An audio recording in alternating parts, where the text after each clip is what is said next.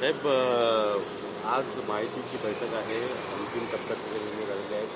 वीज जारी होईल असं सांगितलं आहे.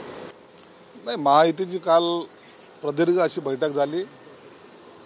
आपणाला सुद्धा त्याची कल्पना आहे की रात्री उशिरापर्यंत ती बैठक चालली.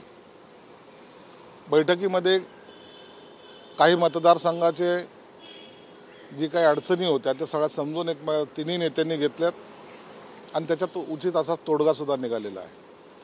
म्हणून यानंतर आता बैठक नाही तर नावाची घोषणा कधी करायची या बाबतीचा निर्णय रात्रीच्या बैठकीत झाला आहे. त्यानुसार मला वाटतं आज मी आता सीएमकडे माहिती घ्यायला चाललो होतो, परंतु आज संध्याकाळी सीएम काही नावांची घोषणा करण्याची शक्यता नाकारता येत नाही. ज्या पद्धतीनं जागा वाटप झालेली आहे, काही भाजपने डिक्लेअर केलेले आहेत. आपण एक राजू पारवे त्यानंतर रायगडला सुनील दत्ते दिली. काही जागा ज्या त्या डिस्प्युटेड आहेत आणि त्याच्यावरती अजूनही नाराजी सुरू आहेत असं कळत आहे. तर ते नाराज त्यांचं बंड थंड केलं का अजूनही काय? नाही, नाराजी एक दोन जागेवर होती, त्याबद्दलच्या तिन्ही नेत्यांनी त्यांना बोलून त्यांना एक समजावण्याचा प्रयत्न केलेला आहे. निवडणुकीच्या काळामध्ये असे नाराज किंवा एकमेकांच्या जागेबद्दल आग्रह हा कार्यकर्त्याचा असणं हे काही गैर नाही आहे, परंतु त्याची समजूत काढणं तेवढंच महत्त्वाचं असतं. त्यांच्याशी संवाद साधणं महत्त्वाचं असतं आणि तो संवाद तिन्ही नेत्यांनी त्यांच्या सर्व पक्षांच्या कार्यकर्त्याशी साधलेला आहे आणि त्यामुळं आता हे बंड किंवा एखाद्याबद्दलची नाराजगी आता ही संपलेली आहे.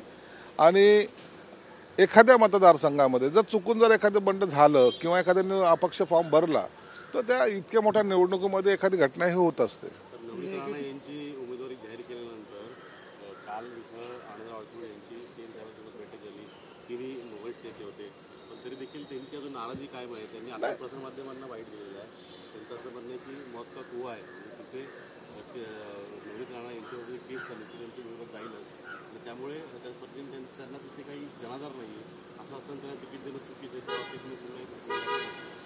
निश्चितच त्यांचं जे काही मत असेल त्यांनी मुख्यमंत्री एकनाथ शिंदे साहेबांकडे मांडावं, त्यावर ते योग्य तो निर्णयसुद्धा घेतील. परंतु प्रत्येक गोष्ट ही आपल्या मनासारखी होईल अशातला काही भाग नसतो. नेता हा नेत्यांच्या भूमिकेत असतो आणि त्यांनी या सगळ्या गोष्टी समजून घेतलेल्या. नाशिक लोकसभा मतदारसंघाच्या जागेचा तिढा सुटलाय का आणि त्या ठिकाणी काय चित्र बघायला मिळेल? कारण आक्रमक अशी भूमिका सातत्यानं नाशिकचे खासदार हेमंत गोडसे घेताना बघायला मिळते. नाही, नाशिकच्या जागेबद्दल मला वाटतं वाद असायला नको. नाशिकच्या जागेवर 2 वेळेला खासदार राहिलेले हेमंत गोडसे आहेत आणि दरवेळेला त्यांची ही लीड वाढत गेलेली. जवळपास 3 लाख मतांनी ते गेल्या वेळेला निवडून आले होते. म्हणून त्याचा आग्रह मी सुद्धा सीएम साहेबांकडे धरला होता की ही जागा शिवसेनेची आहे, ती शिवसेनेला मिळाली पाहिजे. रात्रीच्या बैठकीमध्ये तो तिढा सुटला असावा असा माझा अंदाज आहे आणि म्हणून आता कोणत्याही जागेवर असा तिढा राहिलेला नाही.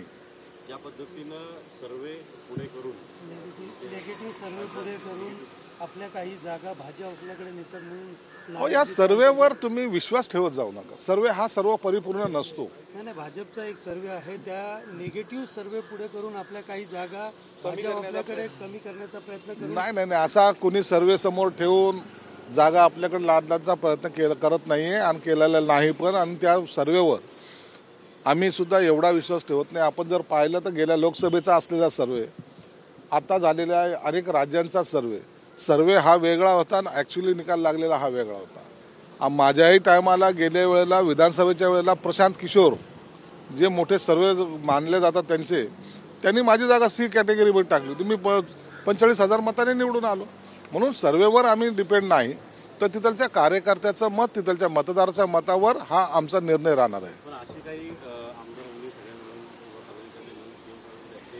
नाराजी व्यक्त केली की सर्वे पुढे करून भाजप कुठेतरी सीट आपल्या लागू. नाही, भाजपचा या सर्वेचा काही संबंध नाही. आमच्या पक्षाचा निर्णय हे एकनाथ शिंदे साहेब घेतील, भाजपचा निर्णय देवेंद्र फडणवीस साहेब घेतील, राष्ट्रवादीचा निर्णय अजितदादा घेतील. म्हणून कोणी कुणाच्यावर कुरघोडी करतंय असं समजण्याचं काही कारण नाही आणि त्यांनी भाजपने कोणताही दबाव आमच्यावर टाकलेला नाही. नाशिकच्या जागेसाठी आता छगन भुजबळांचं नाव येतं आणि त्याच्यासाठी आज मुख्यमंत्र्यांच्या वर्षा निवासस्थानी गोडसे आले बैठकीला. अनेक वेळेला अशा अनेक ठिकाणी अनेकांची नावं येत असतात, परंतु जोपर्यंत यादी फायनल नाही तोपर्यंत या नावाची चर्चा चालू असते. आज त्याच्यावर तोडगा निघून त्याच्याची यादीसुद्धा आज प्रसिद्ध केली जाईल.